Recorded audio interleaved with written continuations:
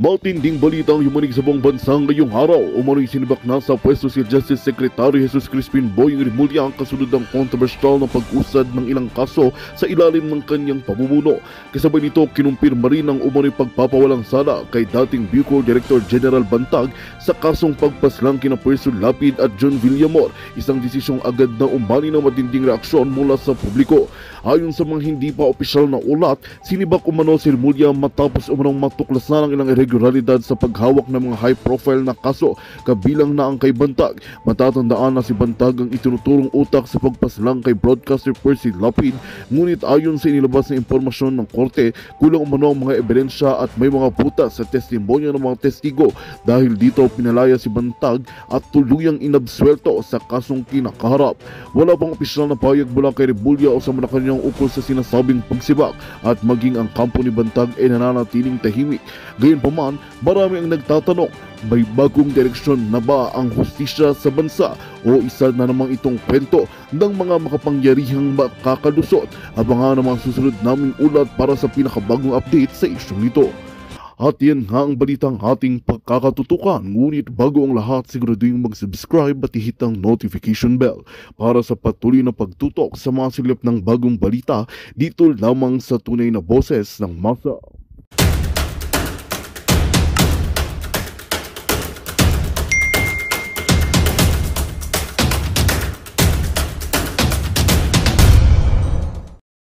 Pamas. Oo, very convincing. Pinapayuhan ko pa yung mga bata. Sabi ko, naku, salamat naman dahil ako'y dati ring nandyan sa underground, nag-NPA din ako sa Bataan ako'y natutuwa at nagbalik loob kayo, ganyan. So, sabi ko, tuloy niyo yung pag-aaral niyo. Sa madaling salita ko yan at ating Pearly, ay jolly pa nga sila, nagipagbiruan pa sa amin. So, nagulat talaga kami, no.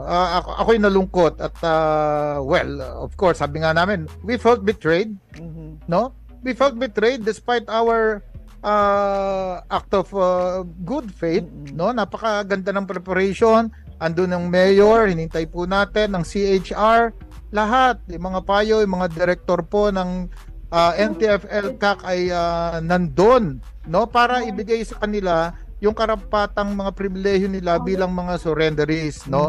At ang gusto nga natin malaman, ang tanong lang naman, sabi nga sa kanila, mga iha, ang gusto lang naman natin malaman ay kung kayo ay inabduct o hindi. Very simple lang. Tapos, sige po, in fact, hindi po matutuloy ang press conference na yon kung hindi po sila nagdesisyon na talagang lalabas sila, no? At sasabihin yung totoo base sa kanilang mga nilagdaang affidavits.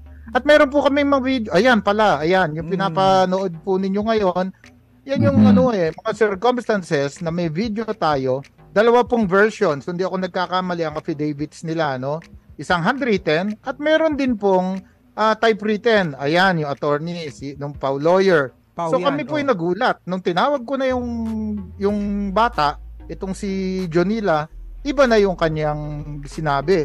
Pero although nakakalungkot, although ito'y nakakagulat, sa amin naman, ako, I consider this just a minor setback. No?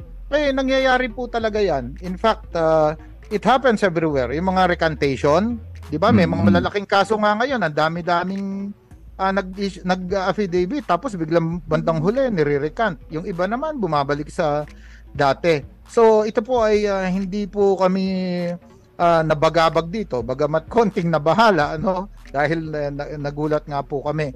Pero kami po sa NTFL CAC ay naninindigan doon sa mga report ng Armed Forces at ng PNP na nag-imbestiga po rito.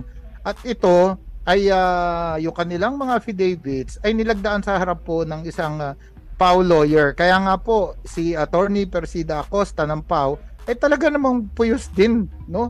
ng pagdadalamhati at sabihin na natin nagagalit din siya sa nangyari, no? Dahil nga po ito parang nadrag ulit yung mga imahe ng Pau lawyers. Doon sa recantation, Pau din daw yung nag-assist doon recantation sa kaso ng Negros Oriental. So sir, i-ano lang natin, balik natin, no, para mas malinaw yung sagot. So bago po nag-press conference, sila Huba ay may nakausap na mga tinatawag na at least yung mga kapamilya nila, ng mga lawyers nga, no? This is before the press con. Yung yung pinag-uusapan ko pong yun, yung before. At sila ho ba'y isolated? Sila ho ba'y magkasama? O sila ay magkahiwalay? Ano ang senaryo nila bago ang press con, sir? Okay. Nung dumating po sila roon, wala pa yung pamilya. Bagamat isa po sa activity talaga, supposedly, nung nag-briefing po kami, ay darating yung kanilang pamilya after the press con. And after the press con, ay supposedly sila ay magre-reunite nga in a very private manner. Sabi nga namin, hindi na kailangan media dito, wala nang press con dito, at makikita na yung pamilya at saka yung dalawang estudyante na ito. So before the press con, nandun po yung mga LGU officials, nandun din po ako, nandun din po yung iba pang official ng NTF-ELCAC, andun yung official nung Army na nagsama sila doon. So yun po yung sitwasyon. Okay. So in other words, hindi pa po nila nakasama 13 days po no na nasa custodiya na. So sa 13 days pong yun, hindi nila nakasama ang kanilang pamilya. Tama ho ba? Kasi sabi nyo, magre-reunite sila supposedly after the press con. Tama po. Meron pong, kung di po ako nagkakamali, may isang pagkakataon na nakasama nung isang estudyante, yung kanyang stepdad, yung si Mr. King Manalastas. Manalastas. So there was one, at least one, akong naalala, if I'm not mistaken, na nagkausap sila nung kanyang stepdad. At face to face sila nagkausap. This is before the press con. Okay. I think si Jed. Si Jed yata 'yon, si Jed yata. Personal po o telepono lang po? Kasi po para mas malinaw po sa mga viewers natin. Ang alam ko po, yan ay personal, but I'm going to check again, but as far as I know, ito po ay nakaharap ng kanyang stepdad at nakausap. Okay. Yung tungkol po sa lawyers, napakalaga kasi ho siyempre nung representative nila, nakita naman natin, sinabi nyo nga, yung PAO and the human rights lawyer, actually, nandun, tanumpa sila at lahat. Nung press con po, nung nangyayari yun, nandun ho ba yung lawyers nila, yung sinumpaan nila, yung human rights lawyer at yung PAO lawyer, na present na nanumpa sila ng kanilang statement supposedly? Doon po sa panel, wala po yung CHR and yung PAO, at sa aking if I can recall it correctly, hindi ko napansin din doon during our yung minutes prior to the press con, yung lawyer na sinasabi. Kasi malaki because factor. Brief lang din po kaming nagkita. Siguro mga 10 minutes lang nagbigay ako ng ng flow ng briefing. Okay, so ibig sabihin yung CHR lawyer na supposedly na sa kanila nanumpa ay wala during dun sa mag-uumpisa ng press con, hindi niya yung PAO lawyer po. Ang PAO lawyer din wala. Kaunawa ay wala doon sa wala sila. Okay. Ang sunod ko pong tatanungin kasi the reason why I'm asking about the family, because yung tatay ni Tamano, actually, hindi ho ba nagsalita siya nung nagkaroon na yan kasi bago tong press con na to, naglabas na po ng mga news o ng mga issues that they were missing, they were kidnapped, they were abducted, they were even raising funds para daw ibalik, But the father of Tamano, the other girl, said na totoong sumuko ang kanyang anak. So it was the father talking already, So nung sinabi ho nung tatay yun, ibig sabihin, paano ho, para maklaro, paano ho niya sa tingin ninyo na can actually say na hindi, sumuko na totoo ang anak ko? Kung sinabi kanina hindi pa sila nag-uusap, paano ho yun? Hindi po. Yun yung sinasabi ko kanina na yun yung stepdad and one of the young women ay nagkaharap. So yun po yun sila yun. Si Jet, okay. At yung stepdad niya si Manalastas. Okay. So na-monitor din po namin yun, yung pagsabi nga ni Mr. Manalastas na talagang sumuko yung kanyang stepdaughter. Okay, so they were stepdad and stepdaughter ito, Okay. Yes. Okay, that's clear. So ibig sabihin nyo, sinasabi nyo kanina, nagtugma Yung sinasabi nga, Yes. nagkausap, ito rin ang stepdad na nagsabing, totoong sumuko Yes. ang aking daughter. Okay. Now, my Tama po. next question is, meron no kasi when I was researching it, no, ang sinasabi po nila, ito daw kasi yung dad, no, yung stepdad was a former military, Oo. kaya daw ganon ang statement. Can you clarify that, sir? And can you confirm kung ex-military yung daddy? Yung si Mr. Matalastas. Retired na po siya, yes. Matagal na po siyang wala sa serbisyo. Mhm. Totoo po yan. Yun po ang base sa ating impormasyon. Okay. Susunod ko lang po, no, kasi you know, every time na inaaral kasi the tactic Yes. of the grupo ganito palagi. But according to former cadre, which is Eric, no, Eric, Oo. first time nangyari ito na talagang during the time ng press con, bigla na lang parang na naggawa sila ng statement na kinagulat, nagbaliktaran, Correct, oo. harapan. So, this is another tactic already na hindi nila ginawa before. Now, sir, I just want to Yes. ask, because the balik loob din naman kasi, it's also not, hindi rin po, bago rin po kasi ito, no? So, dati Correct. pa po, ang malaking question po dyan is, how do you actually nahihimay or nalalaman na itong mga to ay hindi nag-acting, itong mga to ay hindi pakawala, because even Oo. before pa, the style is infiltration, they infiltrate Yes. almost all sectors. So di ho ba kung gano'n ang utak nila, ay maaari talaga nila maisip in advance, pare, pasukin ko tong balik loob na tong bago. So, Oo. ganun yung ginawa nila pare, pasukin natin, tapos on the spot, hiyain natin, di ba? So, paano ba proseso? Kasi you said kanina, the line, no, na nasaktan kayo, you were betrayed.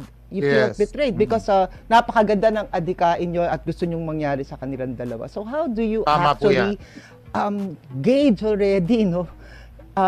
Na hindi sila con artist, yun. Con artist Thanks yung for ganyan di ba? Thanks for using that term. Alam niyo Sorry, po- that's a con artist. Kung Oo. kung sinasabi yung Isa sa- acting yun, con artist yun, tindi yun, di ba? Oh. Isa po talaga yan sa possibilities, no, na yan ay talagang pinlano or sinadya. Ngayon, sa atin naman po kasi dito sa NTFL CAC, sabi nyo nga po, meron tayong mga balikloob program. In fact, up to now po ay we consider them as surrenderers or surrenderies. And by that, by virtue of those affidavits, no, na kanilang nilagdaan, na sila'y sumuko, and we accord them that status. Ganun pa rin po ang treatment natin. Kasi para po sa NTFL CAC, ito pong mga kabataang ito ay mga biktima. No? So, ganun pa rin po, hindi nagbabago ang aming layunin sa kanila na para sa kabutihan lang. Imagine niyo Kuyang at Ateng, pupunta ba kami doon para makipagbuluhan at pahiyain lang nila? Harapan 'Di ba? yun, So, ibig sabihin talaga pong kung sila yung umaarte, sabi ko nga po pang-famas, 'di ba? Ngayon, yung sudden change of heart po nila na nag-recant sila during the press con, no? Ay yan po ay syempre kami din po hindi namin maipaliwanag dahil sila lang ang nakakaalam talaga ng kanilang objective, yung kanilang intention, no? Pero ngayon po malinaw na nakita po natin at ako personally, salamat nga sa kanila. Pinakita nila yung pagkakaiba namin Diba? Ito ang gobyerno, ito ang NTFL CAC, ino-offeran kayo ng lahat ng ganito, pati suporta ng local government, magandang kinabukasan para sa inyo. Sabi ko nga doon sa dalawa na yan, ituloy nyo ang aral nyo. Ako nga natapos, 2012 lang. Ngayon, nagdo-doktor na ako. So, ituloy nyo lang. So, maganda po yung aming mga exchanges, no? Kaya, it was really shocking. It was really, parang na-betray po nakakadismaya talaga. for We felt NTFL. betrayed. Nakadismaya in the sense na, bakit ganito Nangyari. itong mga batang Yes. ito? Ang ganda ng layunin natin at sila naman ay ang pinagbasehan po ng NTFL CAC, syempre, yung kanilang mga sinumpaang salaysay, yung kanilang mga affidavits, yung kanilang pakipag-usap doon sa kanilang pamilya, sa tatay, no? Kaya po ako, there's nothing wrong in trusting. We trusted them. Yes. We trusted them and we embraced them. Bago ko lang lipat kay partner Angelo para klaro. Nung sinabi po natin na sila ay nasa kustodiya, Kanino pong kustodiya? Sa military ho ba o sa NTF-ELCAC? Saan ho ang kustodiyang yun? Ano po yan? Sila po ay that time until yesterday, Yes. they were under the custody of the 70th Infantry Battalion. Okay, So so yun po militar. yung nagpa-process ng kanilang pagsuko. Kasi base na rin sa kanila, nung umalis sila sa Kilusan, doon sila nadala ng kanilang kaibigan na si alias Ate, o sino man po yun, doon sa safety ng batalyon. Okay. At yung batalyon po ang nag-process sa kanila bilang mga surrenderers. Okay, so nasa battalion Or sila surrenderies. sa military until Oo. yesterday before the press con. Until no? yesterday. Okay. And the one Yes. who organized that press con wasn't NTF-ELCAC. It was organized by the local LGU, the local government unit. And ang NTF-ELCAC inimbita kayo to be there kasama nila sa press con. Tama ho? Hindi Opo. kayo nag-organize. Okay. Ang NTF-ELCAC po kasi, Ateng, ay may national, merong regional, may Aha. provincial, Okay. hanggang dun sa local. So si Mayor po, yes, ay part ng struktura ng ELCAC structure. Alright. Organizational maganda structure. maklaro Opo. yun. So in other words, Yes. kaya sinasabing si Mayor inorganize niya, actually it's the regional NTF-ELCAC working together with the Yes. Mayor. Okay. Magandang And the malinaw national yun. po, Oo. Ateng. And the national. Yeah. Kaya nga po kasi kami, pag nagpa-press con, meron po kaming sarili, yung tag reloaded. Ito po yung regular weekly press con namin na ginagawa dito sa Maynila, either online or face-to-face. Kaya po ito hindi tag because ito po ay facilitated at nandun po talaga sa Plaridel. Okay. Kaya kami po ang bumaba, pinadala kami roon. Okay, To guide okay. them, to help Sad. them. Maganda pong maklaro yun kasi nagkakaroon na Yes. inorganize pala ng LGU, invite lang ang NTF-ELCAC. But actually, NTF-ELCAC was also an organizer of that press con. Yes, oo. Tama, okay. Isang malaki pong po yan structure. Sige pa, lipat ko kay partner Angel. Ay, Yusek, kumusta ka? Okay naman, Kuyang. Ito, nagpapagaling. May konting injury, but okay lang. Kinancel ko nga yung aking leave para dito. Naku, thank you po. Thank you. Oy, napakasipag Okay lang po, naman no ni Yusek talaga. Salamat Opo. po. Saludo kami, Yusek. Anyway, Yusek, ang tanong lang latest ngayon, nabanggit mo kanina na hindi nagbago yung pagtingin ninyo dito sa surrenderies na ito. Hindi ba nyo, hindi ba nag-dawn sa isip nyo na kasuhan sila? Patawan sila ng legal action. Napakagandang tanong, Kuya Angelo. Alam niyo po, ano yan, no? Right now, yes, we consider them to be surrenderers, and they are entitled to avail of the privileges, no, na nakukuha ng mga dating rebelde. Okay. Ngayon, ang maganda po yung tanong ninyo, kung ayaw nila, ano ang mangyayari? 'Di ba? So, ito po ay bukas magkakaroon kami ng pulong pambalitaan. Ito na nga po yung regular na tag press conference. Ayoko pong pangunahan ang ating mga legal eagles sa NTF-ELCAC kung ano po ang kanilang pananaw rito. Pero kung ako po ang tatanungin, nabanggit na po ni Attorney Persida Acosta doon sa ibang interviews niya na hindi ba alam ng mga batang ito kung anong kasong perjury? Halimbawa po 'yon, yung nagsinungaling ka sa iyong sinumpaang salaysay. So kung nagsinungaling ka sa sinumpaang salaysay mo, ano pa ang hindi mo pagsisinungalingan? 'Di ba? Maganda yung punto po ng PAW, sa harap ng PAW nagsinungaling ka. Ayan, naman. 'Di ba? So ano ang ating paniniwalaan dito? So yes po, maaari po, hindi ko sinasabing definitely ay kakasuhan tong dalawa na ito. Pero titingnan po yan ng ating mga legal eagles, meron ba talaga nilabag? Sino ba ang pwedeng magsampa ng kaso? Sino ba ang aggrieved party? Si Joel Egco ba para magsampa akong kaso? Ang AFP ba? So yan Kuyang and ate, ang ating pong aalamin. At yan ay itatakel po namin bukas doon sa aming regular press conference. Oo nga, kasi sabi nga ni Ka Eric, yung dating kadre, ay shocking, na-shock talaga siya na first time in the history na bumaliktad mismong sa harap mismo ng sa aktong talagang ang galing, ang galing. Nung binackground natin yung mga credentials nitong dalawa, Graduate yata ng economics yung isa. Yung isa sa ay... Bulacan. Oo. Yung isa ay... Apo ito, scholar ha?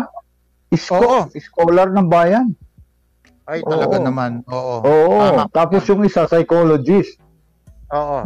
Yung psychologist, mukhang may kapasidad, ano? Baka may training sa psychology na medyo acting, di ba? Mag-acting. Oo nga eh. Mm. Alam mo kuya, sabi ko nga kanina, kami nalungkot, we felt betrayed, we were hoodwinked, naisahan talaga kami dito. Mm. So ang tanong, ang sa akin po ano ngayon? Nangyayari talaga yan basta ang mahalaga Sabagay. dito ay napakaganda ng aming intensyon para po sa kanila. Yun ang malinaw na ipinakita po namin dito. Napakaganda ng plano namin, mga payo, mga programa na inoffer sa kanila as surrenderies. Tapos bigla silang bumaliktad ng ganon. Sino ang nasaktan dito? 'Di ba? Maari pong may backlash yan dahil parang napahiya kami. But then again, recantations happen everywhere, no? Yes.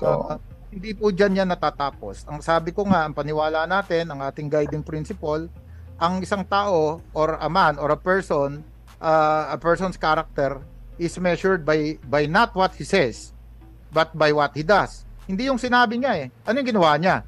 So sa kaso po ng dalawang youth victims na ito, ano ba ginawa nila? Pumirma po sila ng kanilang sinumpaang salaysay na nakabidyo pa sa harap ng isang abogado na hindi naman po sundalo. So yun po ang ating pinaninindigan dito. Kung sila man ay nagbago ng kanilang statement, sila na po yun. Kumbaga, wala naman pumilit sa kanila Lahat po yun, pati yung pag-arrange ng press con, tinanong silang mabuti. Di ba? Handa na ba kayong lumabas para ipakita na kayo naman ay safe and sound? Wala naman silang galos, wala naman silang mga marka ng torture or whatever. Yun po ang magandang balita naman dito, na safe and sound po talaga yung dalawa. At sila'y sumuko. Okay. Pagkatapos ng press con na Yusek, mayroon bang dumating na mga kakampi, halimbawa? Parang... Ay, madami! Oo, yan. Yan ang gusto kong malaman. Nagulat din kami ron. Parang ano ba to? Stage? Oo. Habang nagpe-press, meron pong nagrarally dun sa labas. At nung after that, kung di ako nagkakamali, ay may mga congressman din, dating congressman ng Makabayan Block na sinasabi ang dumating doon. Kaya, sabi ko, questionable to Pero but then again, it's all water under the bridge. Okay, naging sila, yung propaganda value niya yan. Sabi ko nga, hayaan natin silang magbunyi. Pero just the same, hindi mababago ang paninindigan ng NTF-ELCAC. Nagkakamali po sila. Dumating yung mga parents. Yung parents ng dalawa. Pagkatapos ng nag-recant sila sa harap ng media, dumating.